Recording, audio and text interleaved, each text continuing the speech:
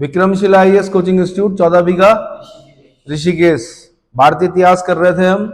आज हमने करना है आधुनिक भारत का इतिहास 1947 से लेकर 1986 तक, 1947 से 1986 आधुनिक भारत का इतिहास। ठीक है, तो स्वतंत्रता के बाद सबसे पहला और सबसे जरूरी काम क्या था भाई? भारत की एकता को ठोस और मजबूत रखना। भारत की एकता को ठोस और मजबूत रखना था। भारतीय राष्ट्र निर्माण की प्रक्रिया को आगे बढ़ाना तथा राष्ट्रीय राज्य सत्ता को विकास एवं सामाजिक रूपांतरण के उपकरण के रूप में विकसित एवं सुरक्षित रखना सबसे महत्वपूर्ण कार्य था। भारत की कृषि और उद्योग व्यवस्था के तकनीकी और उत्पादन स्तर को सतत एवं तीव्र गति से ऊपर ले जाना था। देखिए, जब मुख्य परीक्षा लिख रहे होंगे, मेंस लिख रहे होंगे आप, तो वहां पर ये इन सारे लाइनों का महत्व पता चलेगा आपको कि स्वतंत्रता प्राप्ति के बाद क्या होना था भाई, सबसे पहला कार्य क्या था, क्या क्या समस्याएं थी। तो आपने इन सब पॉइंट से निकालना है कि भारत की कृषि और उद्योग व्यवस्था के तकनीकी और उत्पादन स्तर को सतत एवं तीव्र गति से ऊपर ले जाना था। इसके अलावा भारतीय अर्थव्यवस्था विश्व अर्थव्यवस्था का एक अभिन्न अंग होने के बावजूद इसे आत्मनिर्भरता एवं बड़े राष्ट्रों के हितों की मातहती तथा विदेशी पूंजी के वर्चस्व से मुक्ति पर आधारित किया जाना था। इसके लिए नियोजन एवं विशाल सार्वजनिक क्षेत्रों की जरूरत थी। नियोजन की आवश्यकता थी और विशाल सार्वजनिक क्षेत्रों की जरूरत थी। नेताओं के सामने सबसे बड़ा राजनीतिक कार्यभार आजादी के लिए संघर्ष काल के दौरान जनता में आई लोकतांत्रिक चेतना को और भी विकसित करना था। देश की निरक्षर जनता के बीच जनवादी राजनीतिक व्यवस्था के अंदर आर्थिक विकास का कार्यान्वयन करना था। 1947 से 1986 तक भारत अनेक समस्याओं एवं कमजोरियों के बावजूद उपलब्धियों एवं प्रगति के कुछ विशिष्ट आयाम प्राप्त किए गए। तो वो क्या क्या थे? सबसे पहले नंबर 1, राष्ट्र का समेकन तथा भाषाई एवं जनजातीय समस्याओं का समाधान। ठीक। दूसरा, स्वतंत्रता एवं नियोजित आर्थिक विकास की प्रक्रिया का शुभारंभ। तीसरा, स्वतंत्र एवं मौलिक विदेश नीति का विकास। चौथा, चुनाव प्रक्रिया की शुरुआत। पांचवा, जनवाद का आरोप। छठा, प्रशासनिक व्यवस्था की स्थापना। सातवां, विज्ञान एवं तकनीकी का विकास। आठवां, कल्याणकारी राज्य का आरंभ। अब हमने जो ये पॉइंट बोले, अभी मैंने 8 पॉइंट बोले, इन्हीं 8 पॉइंट्स के अंदर हमने क्या करना है? डिटेल करनी है। ठीक है, तो जो सबसे इंपॉर्टेंट होता है वो विज्ञान एवं तकनीक का विकास भी होता है कि भाई 1947 से 86 के बीच में विज्ञान और तकनीक का विकास क्या हुआ, कल्याणकारी राज्य का आरंभ कैसे किया गया, ये पूछता है। स्वतंत्र एवं मौलिक विदेश नीति का विकास, विदेश नीति से क्वेश्चन बनते हैं, फॉरेन पॉलिसी जो होती है आपकी। ठीक है, ऐसे ही क्या जनजातीय समस्याओं का समाधान किया गया, वो देखना हमने कि जनजातीय समस्याओं का समाधान कैसे किया गया। ठीक है, राष्ट्र का समेकन तथा भाषाई एवं जनजातीय समस्याओं का समाधान। स्वतंत्र एवं नियोजित आर्थिक विकास की प्रक्रिया का शुभारंभ कैसे किया गया, तो वो पूरे डिटेल पढ़ना उसको। क्या करना है? ये तो खाली हेडिंग्स हैं, ये मैंने हेडिंग्स बताई हैं आपको, 8 हेडिंग्स। ठीक है, सबसे पहले रियासतों का एकीकरण पढ़ लेते हैं। रियासतों के एकीकरण में क्या हुआ? तो स्वतंत्रता प्राप्ति के अवसर पर भारत में बहुत से ऐसे राज्य थे जहां जनतंत्रीय शासन व्यवस्था न थी, बल्कि वहां के नवाब अथवा राजा वहां का शासन चलाते थे। ये आपको पता है ना, प्रिंसली स्टेट्स जिनको कहा जाता है। ब्रिटिश संसद ने 4 जुलाई 1947 को भारतीय स्वतंत्रता अधिनियम प्रस्तावित किया। डेट याद करनी पड़ेगी आपको यहां पर कि भारतीय स्वतंत्रता अधिनियम को कब प्रस्तावित किया गया। आंसर आपने बोलना 4 जुलाई 1947। और जो दूसरा मैं बोल रहा हूं कि स्वीकृत कब हुआ, ये उत्तराखंड पीसीएस का क्वेश्चन रह चुका है। तो अधिकतर लोगों ने ये माना, मैंने कहा कि उनका मानना ये था जब पेपर दे रहे थे कि 15 अगस्त को हुआ होगा। 15 अगस्त नहीं भाई, 18 जुलाई 1947 को स्वीकृत हुआ। कब हुआ? भारतीय स्वतंत्रता अधिनियम प्रस्तावित कब हुआ? 4 जुलाई 1947 को। भारतीय स्वतंत्रता अधिनियम कब स्वीकृत हुआ? आंसर 18 जुलाई 1947 को। तो भाई हम 18 जुलाई 1947 को ही आजाद क्यों नहीं हो गए? प्रश्न ये है। तो मैंने कहा कि 15 अगस्त वो डेट थी जब मित्र राष्ट्रों ने जापान पर क्या किया था? अधिकार किया था। ठीक है, तो उस डेट को क्या करने के लिए, स्मरण करने के लिए दोबारा, क्योंकि ब्रिटेन भी जो था वो मित्र राष्ट्र था, इसलिए 15 अगस्त का दिन तय हुआ कि 15 अगस्त की रात्रि को 12 बजे, है ना। तो 15 अगस्त को तब जाके क्या हुआ, 1947 को भारत और पाकिस्तान नामक दो अधिराज्य बनकर उन्हें सत्ता सौंप दी गई। ठीक है, दोनों अधिराज्यों में एक एक गवर्नर जनरल, उनकी नियुक्ति उनके मंत्रिमंडल की सलाह से, है ना, ये सब प्रावधान किए गए। तो जो भारतीय स्वतंत्रता अधिनियम था उसमें यह प्रावधान भी था कि जब तक संविधान सभा द्वारा नए संविधान का निर्माण नहीं कर लिया जाता, इस लाइन को खास ध्यान दें, जब तक संविधान सभा कॉन्स्टिट्यूएंट असेंबली द्वारा नए संविधान का निर्माण नहीं कर लिया जाता, तब तक संविधान सभाएं ही विधानमंडल के रूप में कार्य करेंगी। तब तक कॉन्स्टिट्यूएंट असेंबली ही विधानमंडल लेजिस्लेचर के रूप में कार्य करेंगी, और यह शासन कार्य 1935 के भारत शासन अधिनियम के आधार पर किया जाएगा। तो जब तक संविधान लागू नहीं हुआ तब तक क्या हुआ, भारत शासन अधिनियम 1935 के आधार पर शासन किया जाना था, और जो कॉन्स्टिट्यूएंट असेंबली थी, संविधान सभा थी, वही क्या था, विधानमंडल था, केंद्रीय विधानमंडल। समझ में आ गया। रियासतों के संदर्भ में ब्रिटिश सर्वोपरि का अंत कर दिया गया, सर्वोपरिता का अंत कर दिया गया, और उन्हें किसी भी अधिराज्य में सम्मिलित होने व अपने भावी संबंधों को निर्धारण करने का स्वतंत्रता प्रदान की गई। इस एक्ट में था, भारतीय स्वतंत्रता अधिनियम में बोला गया था कि भाई रियासतों के संदर्भ में जितनी भी रियासतें थी उसमें ब्रिटिश सर्वोपरिता का अंत कर दिया गया। क्या कर दिया गया, और कहा गया कि वो किसी भी अधिराज्य में सम्मिलित होने और अपने भावी संबंधों का निर्धारण करने के लिए स्वतंत्र हैं। समझ में आ गया। तभी तो कुछ प्रिंसली स्टेट्स ऐसी थी जो पाकिस्तान में जाना चाह रही थी, ये पता है, अभी बताऊंगा मैं आगे क्या समस्याएं पैदा हुई। 15 जून 1947 को अखिल भारतीय कांग्रेस कमेटी ने घोषणा की कि वह भारत की किसी भी रियासत को स्वतंत्रता की घोषणा करने तथा भारत के अवशिष्टांश से पृथक होकर रहने के अधिकार को कबूल नहीं कर सकती। अखिल भारतीय कांग्रेस कमेटी, याद रखना है आपने, अखिल भारतीय कांग्रेस कमेटी 15 जून 1947, कब, 15 जून 1947 को घोषणा की कि वह भारत की किसी भी रियासत को स्वतंत्रता की घोषणा करने तथा भारत के अवशिष्टांश से पृथक होकर रहने के अधिकार को कबूल नहीं कर सकती। इसका मतलब आपको या तो भारत में मिलना है या पाकिस्तान में मिलना है, और भारत के अंदर की रियासतों को पाकिस्तान में नहीं मिलने देना था। अगर मिलने देते तो भाई एक अलग देश होता हमारे यहाँ, जैसे साउथ अफ्रीका में पढ़ते हैं ना हम, देश के अंदर देश, कौन सा, साउथ अफ्रीका में एक दो देश ऐसे हैं, देश के अंदर देश है, एक तो कंप्लीट है और एक दूसरी देश के साथ भी बॉर्डर बनाता है। कौन सा है, लिसोथो, और दूसरा स्वाजीलैंड। ठीक है, बिल्कुल जो बीच में है वो कौन सा है, साउथ, लिसोथो है, बीच में है बिल्कुल, है ना। साथ में क्या है, स्वाजीलैंड, राजधानी क्या है उनकी। तो ऐसा हम भी पढ़ रहे होते फिर तो कि हैदराबाद जी अलग देश है, देश के अंदर देश है, भारत के अंदर, है ना, दिक्कत हो जाती है। चलो, तो अखिल भारतीय कांग्रेस कमेटी का बड़ा अच्छा निर्णय था भाई। भारत सरकार ने 5 जुलाई 1947 को भारत रियासत विभाग नामक एक पृथक विभाग की स्थापना की, जिसका कार्यभार किसको सौंपा, सरदार वल्लभ भाई पटेल को सौंपा गया। अगर ये ब्रिटिश, ये देसी रियासतें अगर भारत में मिली हैं तो उसके पीछे जो सबसे बड़ा योगदान है वो किसका है, पटेल जी का है, सरदार वल्लभ भाई पटेल, है ना। स्टैचू ऑफ लिबर्टी इसीलिए बनाई गई। भारत सरकार का रियासतों के संबंध 2 प्रक्रियाओं द्वारा नियमित हुए। पहली प्रक्रिया थी छोटी रियासतों को केंद्रीय सरकार द्वारा प्रशासित किसी भी इकाई या पड़ोस के प्रांतों में मिल जाना। यह बोला गया कि छोटी रियासतें जो हैं, छोटी रियासतों का केंद्रीय सरकार द्वारा प्रशासित किसी भी इकाई या पड़ोस के प्रांत में मिल जाना।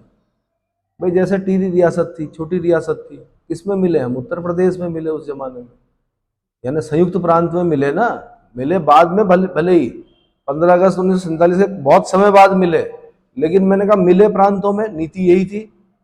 तो भारत सरकार का रियासतों के संबंध में 2 प्रक्रियाओं द्वारा नियमित हुए। पहली प्रक्रिया मैंने बता दी कि छोटी रियासतों का केंद्रीय सरकार द्वारा प्रशासित किसी भी इकाई या पड़ोस के प्रांतों में मिल जाना। इसके तहत पूर्वी रियासतें उड़ीसा और मध्य प्रदेश के प्रांतों में मिल गई, और दक्कन की रियासतें एवं गुजरात की रियासतें बंबई प्रांत में मिल गई। ठीक है। दूसरी प्रक्रिया क्या थी, कुछ रियासतों का मिलकर बृहत्तर प्रशासनिक संघ बन जाना। इसके तहत क्या हुआ, जैसे काठियावाड़ सौराष्ट्र का संयुक्त राज्य, काठियावाड़ सौराष्ट्र का संयुक्त राज्य, मत्स्य का संयुक्त राज्य, मत्स्य नाम सुना है? अरे मछली नहीं भाई, मत्स्य महाजनपद था ना, सोडस महाजनपद में पढ़ते हैं आप, मत्स्य महाजनपद, ठीक है। तो मत्स्य का संयुक्त प्रांत, राजस्थान का संयुक्त प्रांत, संयुक्त राज्य, विंध्य प्रदेश का संयुक्त राज्य, ग्वालियर, इंदौर और मालवा का संयुक्त राज्य, तथा पटियाला और ईस्ट पंजाब स्टेट्स यूनियन, जैसे पेप्सू बोलते थे पहले, हम क्या बोलते थे? Patiala and east Punjab states union, PEPSU की फुल फॉर्म है ये, इसकी Patiala and east Punjab states union, PEPSU. इतना समझ में आ गया? बाद में आप देखते हैं फिर पेप्सू से ही निकलते हैं क्या आपके, पंजाब से, मतलब पंजाब के टुकड़े होते हैं, फिर हरियाणा भी बनता है, हिमाचल भी बनता है, हिमाचल पहले यूनियन टेरिटरी बनता है, हरियाणा राज्य बनता है, हिंदी भाषी जो थे वो हरियाणा राज्य बना, पंजाबी भाषी जो थी गुरुमुखी जहाँ चलती थी वो पंजाब बना, जो पहाड़ी क्षेत्र था वो हिमाचल बना यूनियन टेरिटरी, बाद में राज्य बना, है ना। मयूरभंज उड़ीसा में, मयूरभंज उड़ीसा में, कोल्हापुर बंबई में, रामपुर एवं बनारस उत्तर प्रदेश में, बड़ौदा की रियासत बंबई प्रांत में मिल गई, जबकि भोपाल, कूच बिहार, त्रिपुरा तथा मणिपुर केंद्रीय प्रशासन के अंतर्गत चले गए। इसके अंतर्गत भोपाल, कूच बिहार, त्रिपुरा और मणिपुर केंद्रीय प्रशासन के अंतर्गत चले गए, ठीक है। भारत सरकार की ओर से भारतीय रियासतों से बातचीत करने का उत्तरदायित्व अंतरिम सरकार के गृह मंत्री सरदार वल्लभ भाई पटेल पर था। इसके अतिरिक्त 1921 ईस्वी में स्थापित चैम्बर ऑफ प्रिंसेस के चांसलर महाराजा पटियाला, यहां से क्वेश्चन बना है, चैम्बर्स ऑफ प्रिंसेस के चांसलर कौन थे? आंसर महाराजा पटियाला ने सरदार पटेल को इस कार्य में सहायता प्रदान की, जिसके फलस्वरूप 15 अगस्त 1947 तक 136 भारतीय राज्यों ने भारत में सम्मिलित होना स्वीकार कर लिया, ठीक है। जूनागढ़, हैदराबाद, कश्मीर, ये 3 समस्याएं थी। कौन सी? जिसमें से 2 सुलझा दी गई, एक को सुलझा नहीं पाए, बहुत समय तक क्या दिक्कत करती रही कश्मीर। जूनागढ़, हैदराबाद तथा कश्मीर 3 राज्य ऐसे थे जिन्होंने भारत संघ में सम्मिलित होने से इनकार कर दिया। क्या कर दिया? लॉर्ड माउंटबेटन ने भारतीय नरेशों से 2 दस्तावेजों, इंस्ट्रूमेंट ऑफ एक्सेशन यानी विलय पत्र, इंस्ट्रूमेंट ऑफ एक्सेशन यानी विलय पत्र, और स्टैंड स्टिल एग्रीमेंट यानी यथास्थिति समझौता पर हस्ताक्षर करने का परामर्श दिया था। स्टैंड स्टिल एग्रीमेंट, ये 2 एग्रीमेंट याद करने हैं आपने। एक तो हो गया इंस्ट्रूमेंट ऑफ एक्सेशन जो कि विलय पत्र जिसको हम बोल रहे हैं, दूसरा हो गया स्टैंड स्टिल एग्रीमेंट यानी यथास्थिति समझौते पर हस्ताक्षर करने का परामर्श दिया। 15 अगस्त 1947 के पश्चात सिर्फ जूनागढ़, हैदराबाद एवं कश्मीर के राज्य तथा पुर्तगाली एवं फ्रांसीसी उपनिवेश का भारत में सम्मिलन शेष रह गया, ठीक है। पुर्तगाली पता है आपको, गोवा, दमन एंड दीव, दादर नागर हवेली, यहाँ पे कौन थे? पुर्तगाली थे। और जो फ्रांसीसी उपनिवेश जो था वो पुदुचेरी, यनम हो गया, करैकाल हो गया, माहे हो गया, पुदुचेरी हो गया, यहाँ पर कौन थे? फ्रांसीसी थे, है ना, चंद्रनगर। तो भाई सबसे पहले सुनते हैं जूनागढ़ का क्या हुआ। तो जूनागढ़, काठियावाड़ राज्यों में जूनागढ़ सबसे प्रमुख रियासत थी। जूनागढ़ सुना है? जूनागढ़ अभिलेख सुना है आपने? किसका था जूनागढ़ अभिलेख? है रुद्रदामन का जूनागढ़ अभिलेख। रुद्रदामन, रुद्रदामन कौन? कौन रुद्रदामन? शक शासक रुद्रदामन। शक सुना है? शकों की कार्दमक शाखा का था कौन? रुद्रदामन, उसका जूनागढ़ अभिलेख, है ना। मैप में जाइए, ढूंढिए जूनागढ़। तो जूनागढ़ सबसे प्रमुख रियासत थी। यहाँ के नवाब मोहम्मद महाबत खान तृतीय, बाबी राजवंश, कौन सा राजवंश? बाबी राजवंश की अधिकांश जनता हिंदू थी। यानी राजा मुस्लिम था, जनता क्या थी? हिंदू थी। राजा चाह रहा था कि मैं पाकिस्तान में मिलूं, जनता चाह रही थी भाई हम तो भारत में ही रहेंगे, हिंदू थी, है ना। तो जूनागढ़ के जो नवाब का नाम याद रखना भाई आपने, मोहम्मद महाबत खान तृतीय। बाबी राजवंश की अधिकांश जनता हिंदू थी। सितंबर 1947 ईस्वी को जूनागढ़ रियासत ने पाकिस्तान में सम्मिलित होने की घोषणा कर दी, जबकि राज्य की अधिकांश जनता हिंदू थी जो भारत में रहना चाहती थी। फिर क्या हुआ? राज्य के नागरिकों ने अपने नवाब के निर्णय का विरोध किया और स्वतंत्र अस्थायी हुकूमत की स्थापना कर दी। यहां से क्वेश्चन बनेगा, जूनागढ़, कश्मीर और हैदराबाद में कहां पर स्वतंत्र अस्थायी हुकूमत की स्थापना हुई थी? आंसर जूनागढ़ में। मजबूर होकर नवाब पाकिस्तान भाग गया। तत्पश्चात जूनागढ़ के दीवान शाहनवाज भुट्टो, नाम सुना है? जुल्फिकार अली भुट्टो के पापा। किसके पापा? बेनजीर भुट्टो के नाना। नाना ही हुए कि दादा? दादा। बेनजीर भुट्टो का नाम सुना है, जुल्फिकार अली भुट्टो का नाम सुना है। सार्वजनिक रूप से फांसी पर चढ़ा दिया गया था इस व्यक्ति को, ठीक है, शाहनवाज भुट्टो। तो शाहनवाज भुट्टो ने 8 नवंबर 1947 को जूनागढ़ के भारत में विलय से संबंधित एक पत्र सरकार को लिखा। श्री भुट्टो की प्रार्थना स्वीकार कर ली गई और 9 नवंबर 1947 को भारत ने जूनागढ़ का प्रशासन अपने हाथों में ले लिया। तो भाई ऐसा हुआ जूनागढ़। चलो ये समस्या तो समाधान हो गया। बाद में 20 जनवरी 1948 को जनमत संग्रह बोलते हैं प्लेबिसाइट, जनमत संग्रह कराया गया। जनमत संग्रह में भाई सारे हिंदू थे तो उन्होंने कहना ही था कि हम भारत में मिलेंगे। तो जनमत संग्रह कराकर जूनागढ़ रियासत को भारत संघ में शामिल कर लिया गया। जनमत संग्रह में 1,80,000 मतदाताओं में से केवल 91 मत पाकिस्तान में विलय के पक्ष में पड़े। और मैं अगर गृह मंत्री होता तो इन 91 लोगों को पाकिस्तान भेजता। हाँ भेजता, और अब पूछता कि कैसा लग रहा है। कब? अब, है ना। चलो जी, हैदराबाद। अगला जो समस्या थी वो क्या थी? हैदराबाद। कौन सी समस्या थी? हैदराबाद।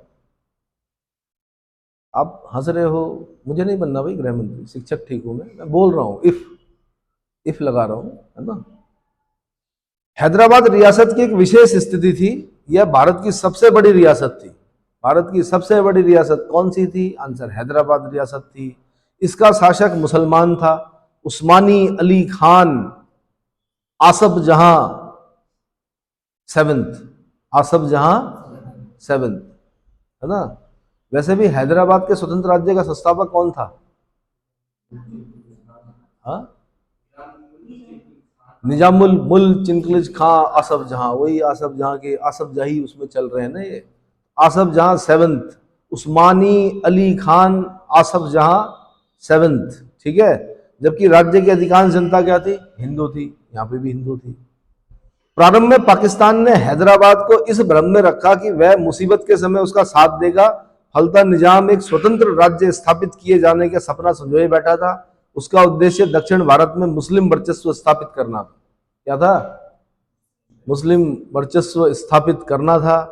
29 नवंबर 1947 को हैदराबाद ने भारतीय संघ से 1 वर्ष के लिए यथास्थिति संधि यानी स्टैंड स्टिल एग्रीमेंट नामक एक अस्थायी समझौता किया कि 15 अगस्त 1947 से पहले की स्थिति कायम रहे, परंतु निजाम ने समझौते का पालन नहीं किया। पाकिस्तान के सहयोग और निजाम के आशीर्वाद से राज्य के मुस्लिम रजाकारों ने राज्य की हिंदू जनता पर भयंकर अत्याचार करना प्रारंभ कर दिया।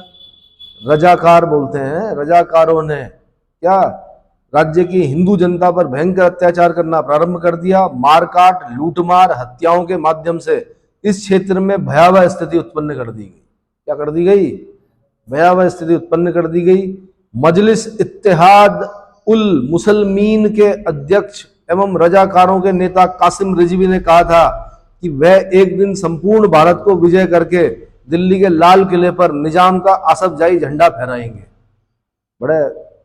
बहुत बड़ा सपना देखा है इसने, कासिम रिजवी ने, कि लाल किले पर एक दिन क्या करेंगे? हाँ जी, निजाम का आसफजाही झंडा फहराएंगे।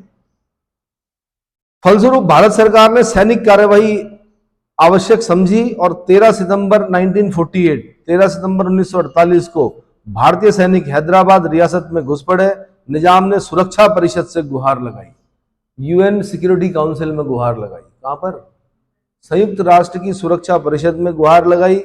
संयुक्त राष्ट्र संघ के भय से भारत सरकार ने घोषणा की कि वह लड़ाई की क्रिया नहीं बल्कि केवल एक पुलिस कार्रवाई थी जिसका उद्देश्य रियासत के भीतर शांति और स्थिरता स्थापित करना था। पटेल की सूझबूझ देखिए ना, अगर आर्मी को भेजते तो क्या होता, क्या होता भाई, तब तो युद्ध माना जाता ना भाई। Stand still agreement, stand still agreement, यथास्थिति की एग्रीमेंट पर साइन करवा रखे थे भारत सरकार से, और वहां चल रहा था क्या, मार काट लूट मार भय का माहौल पैदा कर दिया था। अगर सेना भेजते तो युद्ध माना जाता। सिक्योरिटी काउंसिल में बोल रहा है कौन, ये है ना निजाम यहाँ का। तो क्या किया गया, पुलिस कार्रवाई की गई। क्या की गई, तो मैंने आपको बताया अभी कि कल को आप जब आईपीएस बन जाओगे ना, तो आपकी ट्रेनिंग जो होगी वो कहाँ होगी, सरदार वल्लभ भाई पटेल राष्ट्रीय पुलिस अकादमी हैदराबाद, कहाँ होगी। इसीलिए उन्हीं को क्या है, रियासत के भीतर शांति और स्थिरता स्थापित करना था। 5 दिन की कार्रवाई के बाद 18 सितंबर 1948 को 4:30 दिन में हैदराबाद रियासत की फौज के commander major general L Andrews ने भारतीय सेना के commander major general JN Chaudhary के समक्ष आत्मसमर्पण कर दिया।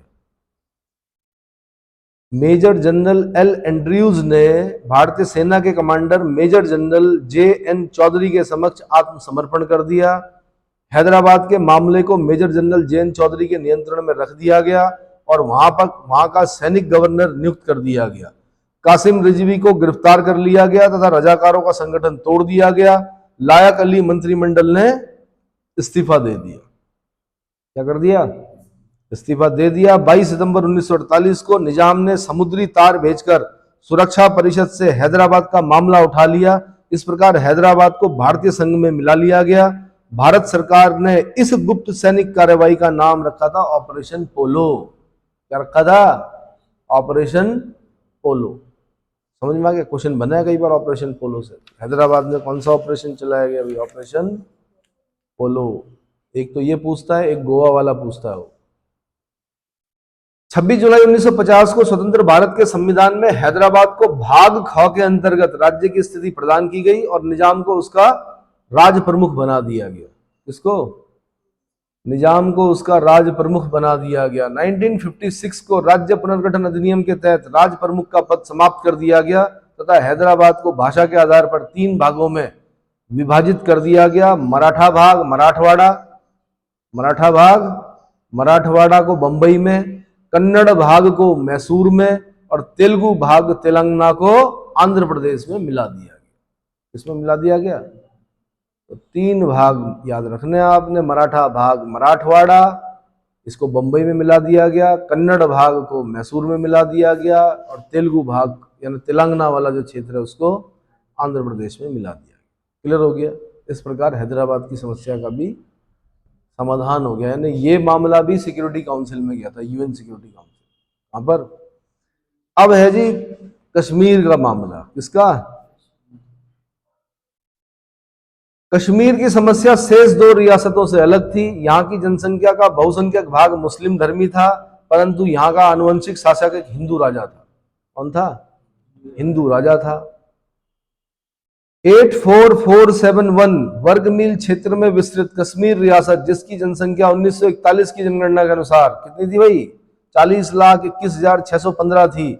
77.11% जनता मुसलमान थी और 20.12 जनता जो थी हिंदू थी तथा 2.77% जनता जो थी सिख एवं बौद्ध थी। 2.77% जनता क्या थी, सिख एवं बौद्ध थी। अगस्त 1947 में पाकिस्तान द्वारा अत्यधिक दबाव डाले जाने पर कश्मीर ने पाकिस्तान के साथ एक अस्थायी समझौता कर लिया, परंतु कुछ समय बाद ही पाकिस्तान के व्यवहार से राजा हरि सिंह को अत्यधिक चिंता होने लगी, क्योंकि पाकिस्तान ने अस्थायी समझौते की शर्तों को पूरा नहीं किया और राजा पर दबाव डालने के लिए सीमा पर झगड़ा करना आरंभ कर दिया। क्या कर दिया, झगड़ा करना आरंभ कर दिया। 22 अक्टूबर 1947 को उत्तर पश्चिमी सीमा प्रांत के कबायलियों एवं अनेक पाकिस्तानियों ने कश्मीर पर आक्रमण कर लिया और 4 दिनों के भीतर ही हमलावर श्रीनगर से 25 मील दूर बारामूला तक पहुंच गए। कहां तक पहुंच गए, सेक्टर सुना होगा आपने बारामूला, है ना। श्रीनगर से 25 मील दूर बारामूला तक पहुंच गए। इस परिस्थिति से घबराकर 24 अक्टूबर 1947 को महाराजा हरि सिंह ने आक्रमणकारियों से अपने राज्य को बचाने के लिए भारत सरकार से सैनिक सहायता की मांग की और साथ में कश्मीर को भारत संघ में सम्मिलित करने की प्रार्थना भी की। क्या की? 26 अक्टूबर 1947 को कश्मीर के मुख्यमंत्री मेहरचंद महाजन ने नेहरू से भेंट की, किंतु नेहरू तब तक कश्मीर की सहायता देने के लिए सहमत नहीं हुए जब तक कि राज्य के मुख्य राजनीतिक दल अखिल Jammu and Kashmir national conference के नेता शेख अब्दुल्ला, ये है मेन व्यक्ति, कौन?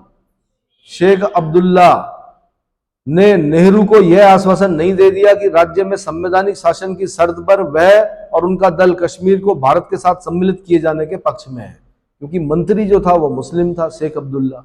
उसी परिवार के आपने सुने होंगे कौन कौन है उमर अब्दुल्ला, है ना, मुख्यमंत्री रहे हैं वही।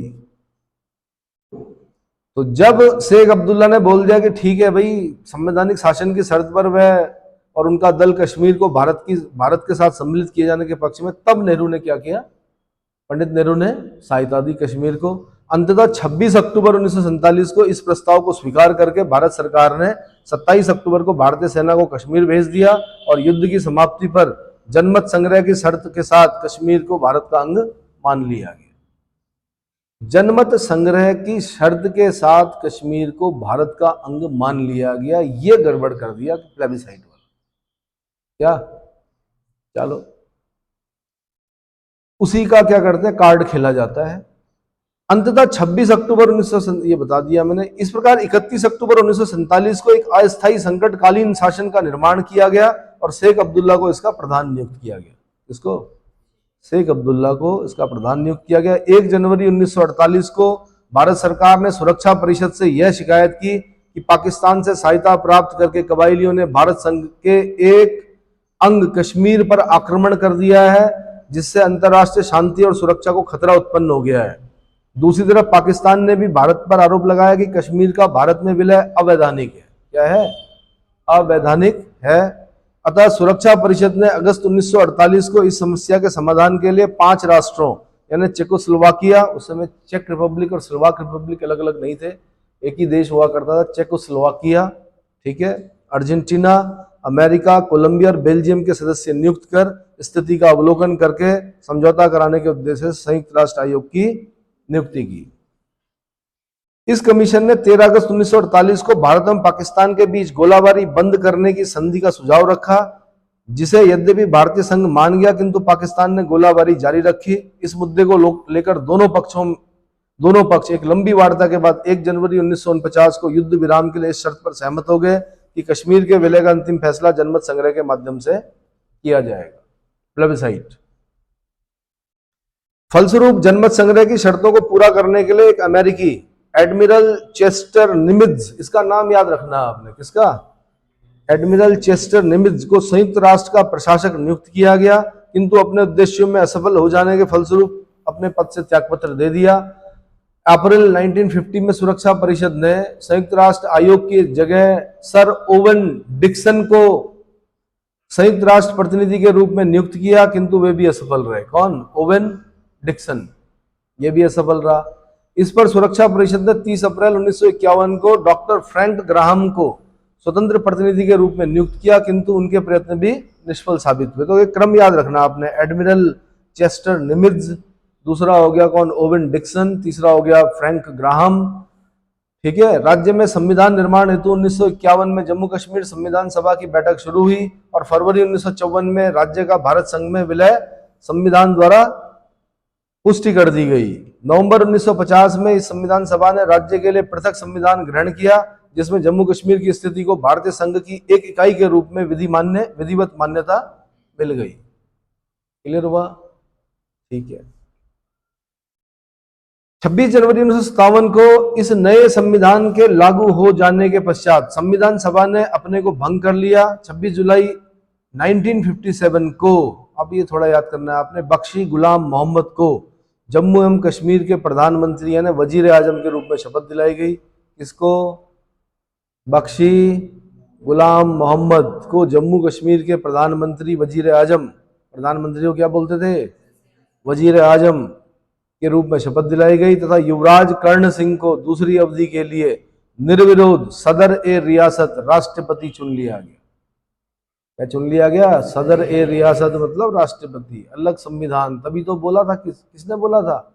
2 निशान 2 प्रधान और 2 विधान नहीं चलेंगे। श्यामा प्रसाद मुखर्जी। तो 2 प्रधान हो गए थे इस देश में, एक हमारे राष्ट्रपति थे, एक वहां के राष्ट्रपति थे। जो करण सिंह जी हैं वो राजा के बेटे थे, किसके? महाराजा हरि सिंह के। ठीक है, ठीक है भाई। और बख्शी गुलाम मोहम्मद बन गए प्रधानमंत्री, वजीर आजम, और युवराज कर्ण सिंह बन गए सदर रियासत। संयुक्त राष्ट्र महासभा के हस्तक्षेप के कारण 1 जनवरी 1949 ईस्वी को भारत और पाकिस्तान के बीच युद्ध विराम लागू कर दिया गया। पाकिस्तान ने कश्मीर के 78,114, इसको याद करना पड़ेगा आप, 78,114 वर्ग किलोमीटर क्षेत्र पर कब्जा कर लिया, जो अभी तक बरकरार है, तथा पाकिस्तान के उस कब्जे वाले पाक अधिकृत कश्मीर यानी पाक ऑक्युपाइड कश्मीर की राजधानी मुजफ्फराबाद में स्थित है। याद करना पड़ेगा आपको, पीओके है ना। गृह मंत्री अमित शाह जी ने बोल दिया संसद में, जब जब मैं जम्मू कश्मीर बोल रहा हूं तब तब पीओके और अक्साई चीन वो सब शामिल है उसमें, गिलगिट बाल्टिस्तान से लेकर जितना क्षेत्र है लद्दाख वाला। ठीक है, तो पाक ऑक्युपाइड कश्मीर की राजधानी कहाँ है भाई? मुजफ्फराबाद में है। और कितना क्षेत्रफल है उसका? 78,114 वर्ग किलोमीटर, 78,114 वर्ग किलोमीटर। स्वतंत्रता के समय भारत के अब आगे का बता रहा हूं मैं, चंद्रनगर, पुदुचेरी, करेकाल, माहे, यनम, ये क्षेत्र किसके अधिकार में थे? फ्रांसीसियों के अधिकार में थे। कौन कौन? चंद्रनगर, पुदुचेरी, करेकाल, माहे और यनम, ये फ्रांस के अधिकार में थे। फ्रांस ने 1950 ईस्वी में भारत से रूट करके चंद्रनगर को वापस कर दिया और शेष स्थानों को फ्रांस ने 1954 में भारत को सौंप दिया। कब? 1954 में सौंप दिया। ठीक है जी। स्वतंत्रता के समय गोवा, दमन एंड दीव, दादर नागर हवेली, ये जो क्षेत्र थे भारतीय क्षेत्र, ये पुर्तगाल के अधिकार में थे। इन क्षेत्रों को देने से इनकार के पश्चात 1954 ईस्वी में भारतीय सैनिकों ने दादर नागर हवेली पर अधिकार कर लिया।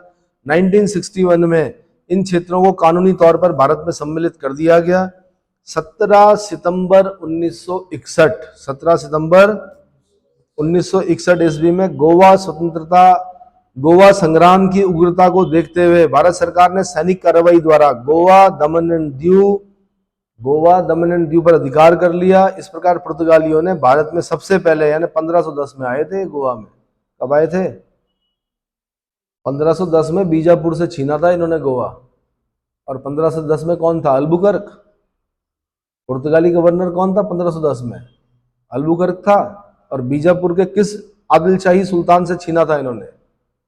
बीजापुर में क्या चलती थी? आदिलशाही। तो आदिलशाह सुल्तान का नाम क्या था? नंबर 1। और नंबर 2, पुर्तगाली गवर्नर कौन था? ऐसे ध्यान करके नहीं आएगा, किताब पलटिए, उसमें देखिए कौन था 1510 में। ठीक है। और सबसे अंत में 1961 में भारत से गए, यानी सबसे पहले पुर्तगाली आए और सबसे लास्ट में गए 1510 में। वैसे तो 1498 में आ गए पुर्तगाली। भारत में आने वाली पहली व्यापारिक यूरोपीय शक्ति कौन है? पुर्तगाली है ना। कौन है भाई 1510 में? अल्बुकर्क। और बीजापुर का आदिलशाही सुल्तान कौन है? यूसुफ आदिल शाह। 1510 में छीन लिया गोवा। देखो चर्च दिखेंगे आपको वहां पर गोथिक शैली के। किस शैली के? गोथिक शैली के चर्च दिखते हैं आपको। 1961 में गोवा, दमन एंड दीव की पुर्तगाली बस्तियों पर भारतीय प्रभुत्व स्थापित हो गया और इस प्रकार भारत से साम्राज्यवाद का अंतिम अवशेष भी समाप्त हो गया। तो साम्राज्यवाद, इंपीरियलिज्म का अंतिम अवशेष कौन था भारत में? आंसर गोवा। कौन था भाई? गोवा। इस प्रकार नवंबर 1949 तक भारत की लगभग सभी रियासतें भारत संघ में मिल चुकी थी। इन रियासतों में से अधिकांश के नाम भी बदल दिए गए। सभी राज्यों में प्रजातंत्रात्मक व्यवस्था स्थापित की गई। इनके नरेशों में से अधिकांश को धन देकर यानी प्रिवी पर्स देकर, क्या बाद में इंदिरा गांधी जी के समय में खत्म होते हैं प्रिवी पर्स, धन देकर शासन से अलग कर दिया गया तथा कुछ को राज प्रमुख का पद देकर उस राज्य का शासन का संवैधानिक प्रधान मात्र बना दिया गया। अब संपूर्ण भारत की शासन व्यवस्था एक कर दी गई और भारत के नवीन संविधान को भारत की संपूर्ण सीमाओं में समान रूप से लागू कर दिया गया। ठीक है, नवीन संविधान लागू होने के अवसर पर भारत में 4 प्रकार के राज्य थे, अ ब स और द, ए बी सी और डी। जो ए वर्ग था, क वर्ग भी बोलते हैं कभी कभी, क ख ग घ, कभी कभी बोलते हैं अ ब स द। अ में 9 राज्य थे भाई, ब में 10 राज्य थे, स में 1 राज्य था, द में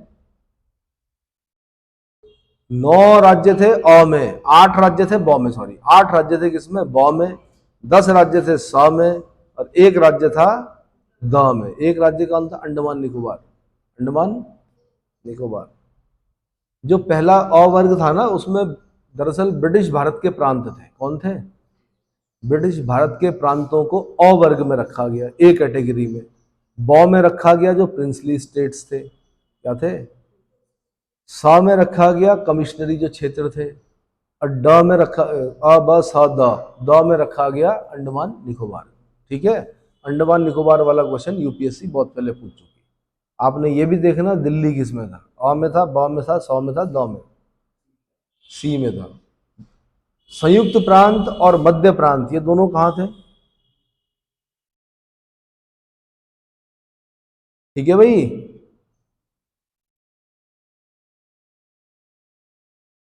तो इस प्रकार क्या हो गया भाई, अब मैं इससे आगे का अगले लेक्चर में बताऊंगा आपको। अभी बहुत सारी घटनाएं जम्मू कश्मीर की वो भी बतानी है, इसके बाद में आगे का अगले लेक्चर।